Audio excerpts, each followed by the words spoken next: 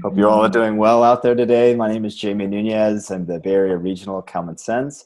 Welcome to another amazing edition of our distance learning chats with Common Sense. Today, I'm so excited to be speaking to this amazing person on the other end of the screen, Ms. Jordan Elizabeth. I want to kind of preface our conversation by talking about just naming that whether you're an artist or a teacher joining us today, or whether you feel completely sad or challenged by being in front of a camera, we're right there with you. So hopefully, and as we talk in the spirit of what we're about to address with improv, that we understand that while it could be light, it's not often funny, but it's a format by which we are can reach our students. So with that in mind, Jordan Elizabeth, welcome. Thank Jordan you. Elizabeth, so good to see you. So it feels like we're best friends in many ways. Appreciate your presence today.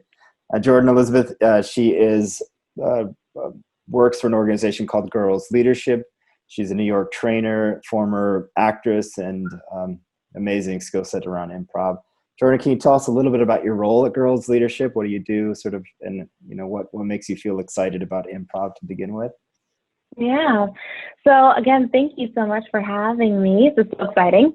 So I work at Girls Leadership. I'm the New York training manager. Girls Leadership is a nonprofit, educational, national nonprofit, and with the mission of equipping girls with the skills to exercise the power of their voice. My work is in modifying their curriculum so that it is culturally responsive. Girls Leadership was founded, I think, 10 years ago, and it was informed by data that Carol Gilligan and her team at Harvard's Graduate School of Education were doing in the 80s, where they interviewed predominantly white, affluent girls in Ohio, and noticed this loss of voice that was happening in middle school girls. They were starting to round off the edges of their strongest thoughts and feelings, and this loss of voice became kind of the foundation of what was known to be the psychology of girls. But when they presented this programming that was informed by this data to diverse populations of girls, a lot of it didn't resonate. A lot of it wasn't relevant. So my job is to come in and modify the curriculum so that it is culturally responsive. I work at a network of public schools, all girls public schools in New York, called the Young Women's Leadership Schools. And I interview teachers and administrators and guidance counselors and students to find out what are the social emotional skills that you would like to equip yourself with. What are your definitions of leadership? And then I create curriculum to meet those specific wants and desires. And in addition, I train those educators on how to deliver the curriculum effectively, and I do public and private trainings on how to be culturally responsive and trauma-informed in the classroom. And if now's your chance, Jordan, you're amazing. This is why I appreciate just being and humbled by your presence. So, and if you are a participant and excited to connect with Jordan, I'm sure she'll love to connect and always work with folks. You're that giving as a person, so thank you.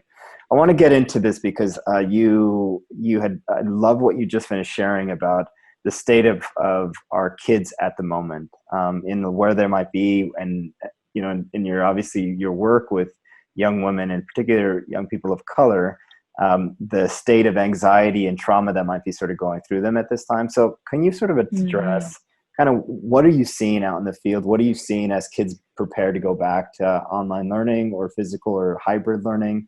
What are you seeing in terms of trauma, and how is it sort of impacting them as a student going into the school year?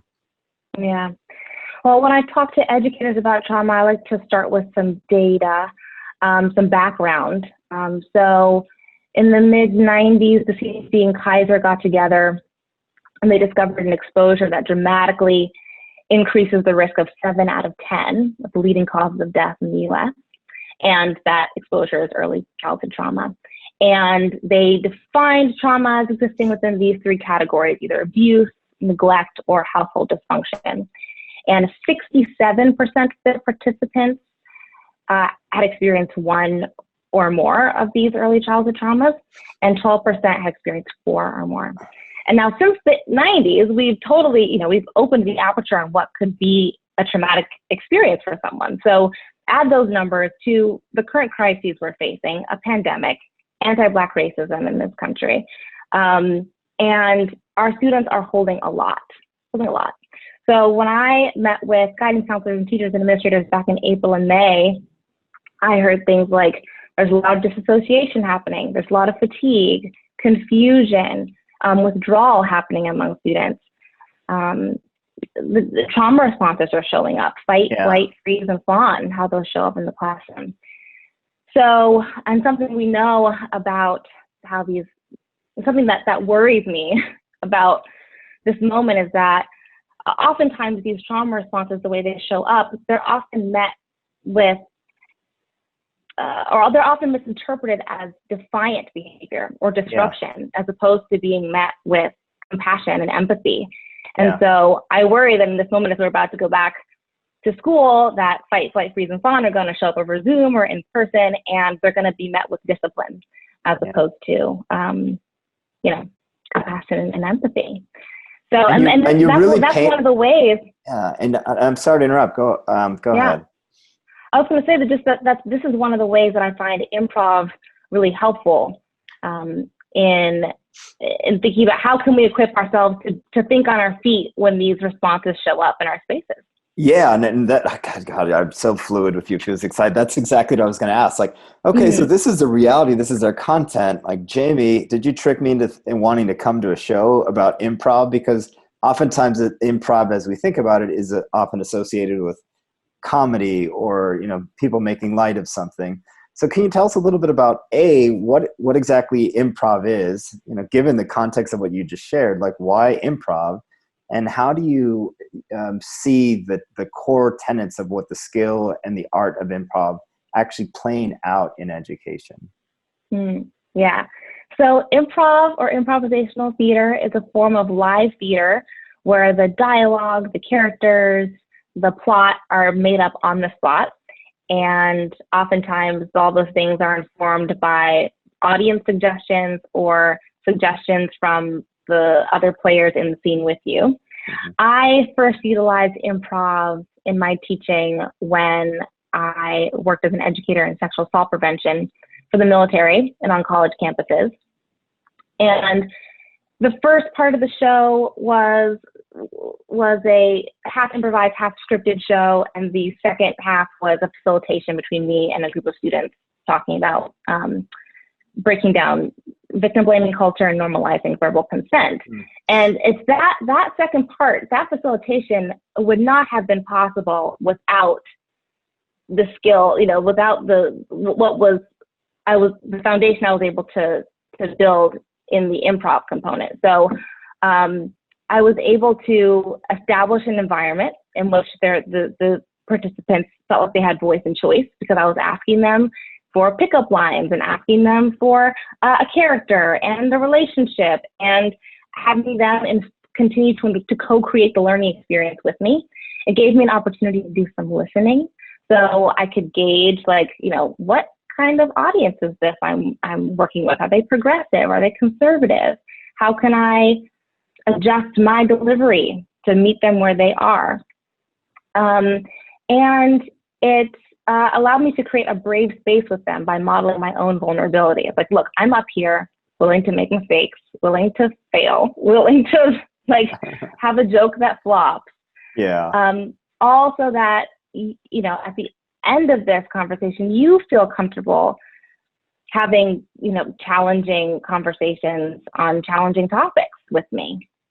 That's so helpful. And, you know, I'm such a practical person. So in the chat, if you're listening in, like, just as you just mentioned, Jordan, about feeling vulnerable, I'm going to ask everybody to feel vulnerable. So in the chat, maybe we can start this practice of like, what are you most vulnerable about? If you're an educator, what are you most vulnerable going into your teaching? Take a moment now and let's engage each other in this active practice, because I love what you shared, Jordan, about on such a heavy topic like trauma or anxiety. There needs to be some sort of way in which that can be brought to light, right? That sort of levity. And part of that, I think that glue, what I'm hearing you say is being vulnerable, right? Yeah, absolutely. And that vulnerability, I think, is key to a culturally responsive approach as well. Yeah. Thank you, Tammy, for saying things like not knowing enough or student accessibility. Appreciate you all being vulnerable in the chat. So promise to hold that in. We won't take advantage of that. So can I delve a little bit deeper into that though, Jordan, because I love what you shared. So I'm an educator and I recognize this, right? And I recognize that my students are going to be coming in, and particularly my students of color have that much more that they're coming in with. How can I begin to use improv both as a skill set to meet my students, to support my students, to engage with my students? Mm-hmm. Well, I would argue that a lot of educators are already master improvisers. You think about it, distance learning, this virtual thing we've been doing, it's been one big improvisation. And I can imagine, all of the educators who are on this call right now who have, put together an on-point slide deck only to go into the classroom and have technology fail them and have to think on their feet and create a whole new lesson. So I think that improv is a skill that a lot of educators are already honing, but they just may not be cognizant of it and they may not be using it intentionally. So, I'd love to offer some ways where you can start to harness that skill. Oh, I would love it. That would be so fun. Let's get into it for sure. Are you ready? I think my shoulders are open, so hopefully it enable whatever we get into can use my body as well. So, so what sort of specific techniques or skills might you sort of have to get our students and to get our educators more comfortable in this space? Yeah. So when I coach educators on being culturally responsive, I utilize some of these improv principles. And I'm wondering if maybe I should share the principles with, we could share them. I'll share these principles with you. Is that possible? Yeah, I think so. Yeah. Let's see if you can, I think we have them on our link, but yeah, let's make it happen for sure. Are you allowed to share your screen, Jordan? And if not, we can have it on the side if you'd like. So go ahead. Well, I'll just read them. Oh, sure. Okay. So there are many principles in improvisation, but the three that I find myself drawing upon most often are saying yes and saying yes and setting up your scene partner for success and giving up looking good. So I'll talk about what those three mean. Saying yes and shows up in two ways.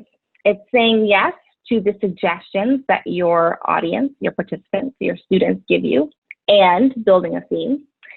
And it's saying yes to the people you're in the scene with and building it out with them. So if my scene partner were to say, gosh, it's so hot here on Mars, I wouldn't say, no, we're in Wisconsin. I would say, yeah, it is hot. And if it weren't for you, we still have water to drink, right? Building the scene together. The second component is setting up your scene partner for success.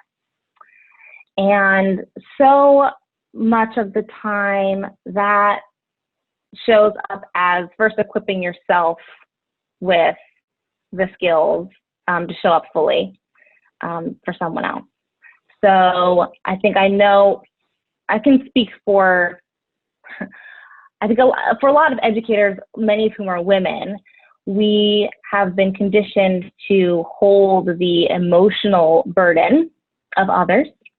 And I think I could speak to the experience of a lot of Black and brown women who have been tasked with also holding the physical burden of others. I think that's showing up in this pandemic and who our essential workers are and labor.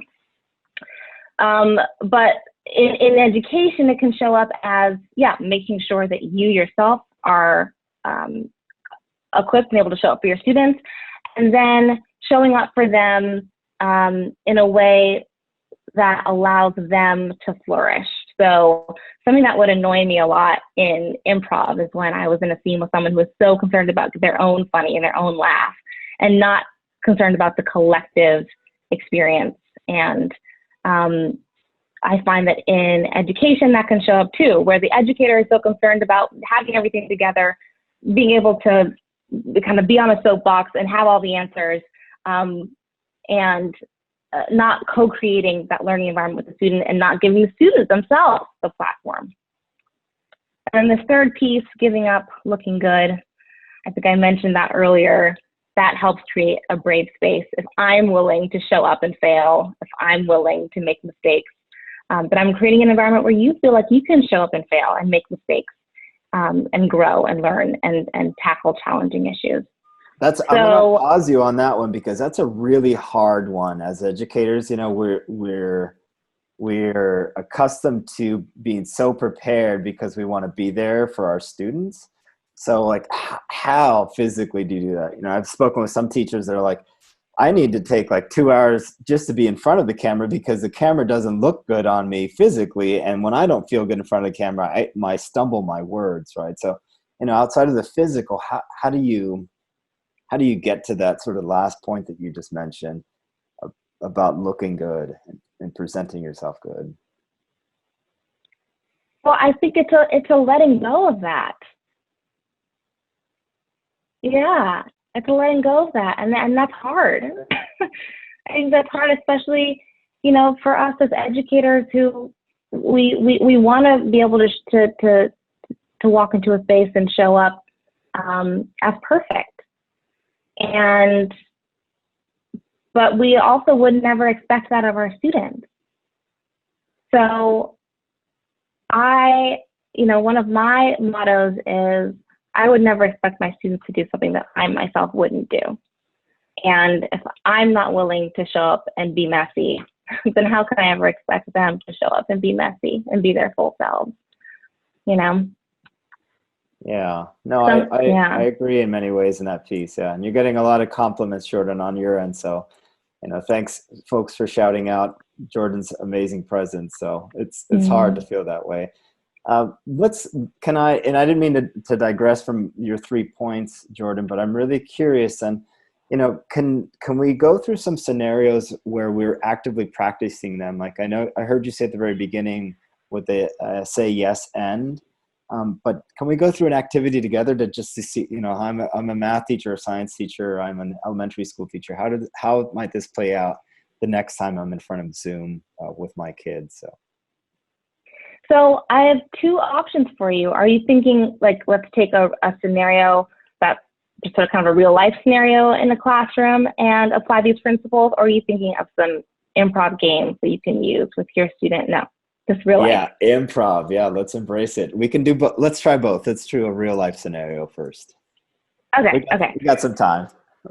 Okay, so let's see.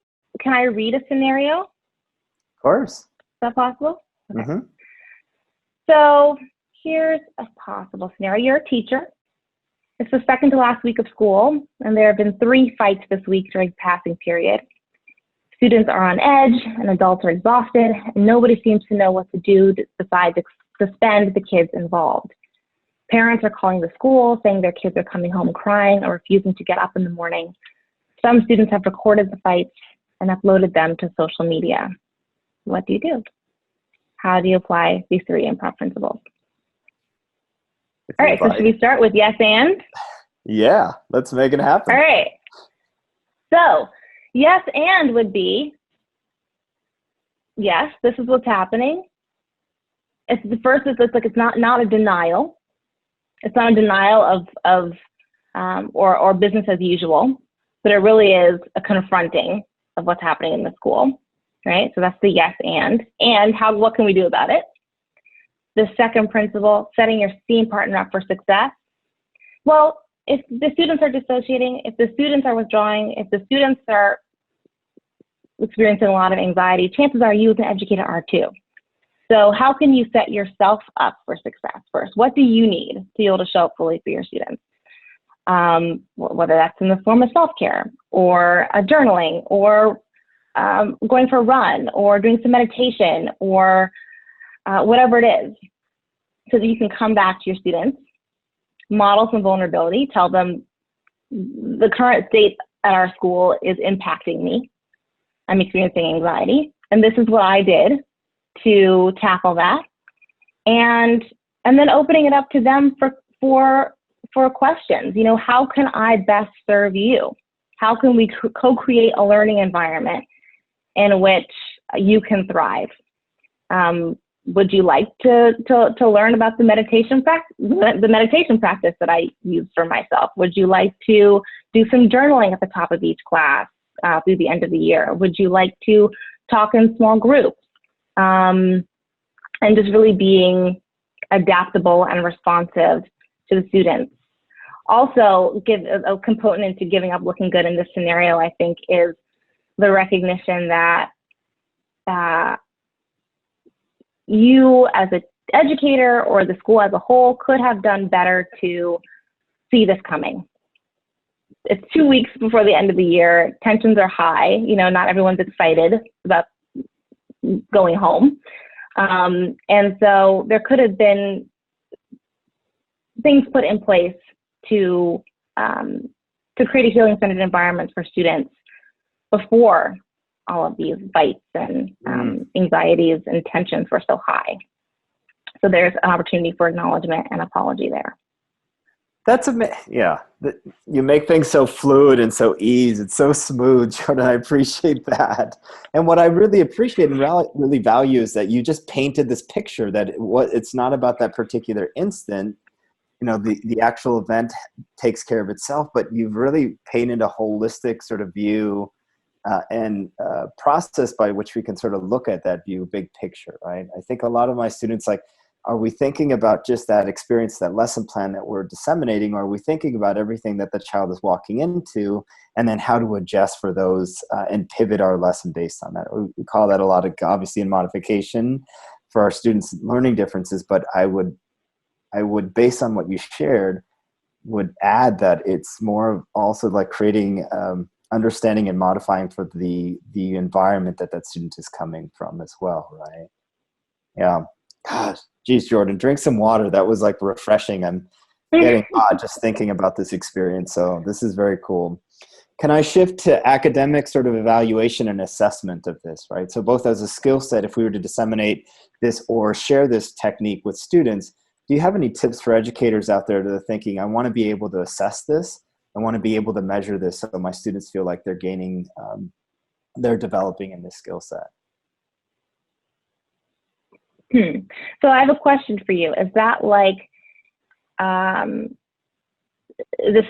an improv class and you're grading the students based on how well they're doing in improv, or is this incorporating improv principles to your lesson plan and then grading it, you know, whether it's math or science or history? I would probably say the latter, yeah. You know, sort Okay. of general education, elementary or high school, middle, like thinking about how to incorporate these skills. Do you have any, you know, quick tips or anything about how they teachers can measure that or evaluate that? Well, I would say that you would evaluate it in the same way that you would evaluate engagement. Like, improv is a tool to engage students. And it's really a tool that you're using and you're harnessing as an educator to be responsive to the needs of your students so that they are engaged, whatever that takes for them to hook them, to ignite them to the content. So I think it would start with an equity check of your own lessons and looking and seeing, do all of my lessons have the opportunity for me to ask questions of my students? Do all of my lessons have the opportunity for me to co-create learning and meaning and the direction of the conversation with my students, right? I put together a lesson recently on microaggressions, which are like the everyday verbal flights that minorities experience. And, you know, I was able to pull some of the microaggressions that I myself have experienced and present them to my students. But then I asked them, what are microaggressions that you've heard or that you yourself have experienced? And then that colored the conversation, right? So I was able to create a framework, an outline, but then to really hone in on them bringing their full selves to the table into the conversation and having that drive the learning. Man, Jordan, like virtual hug your way. Love that comment. Right. And I think I appreciate that again, that vulnerability, but also being able to be that transparent and that honest with your students as well. Okay, let's close off with some questions. We have a question about can you provide quick games that we can play, quick ideas that we can play with our students? For those on the chat that want to jot this down, do you have any sort of quick games that we can instill on our students? Yes, yes.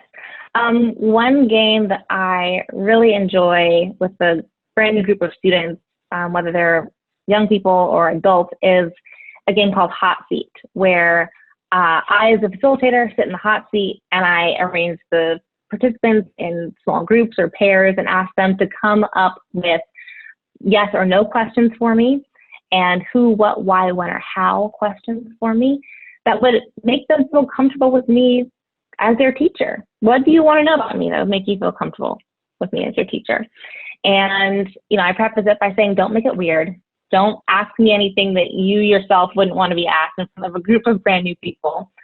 But it positions me, as responsive to their questions. It positions me as wanting their respect and their approval, and it positions me as being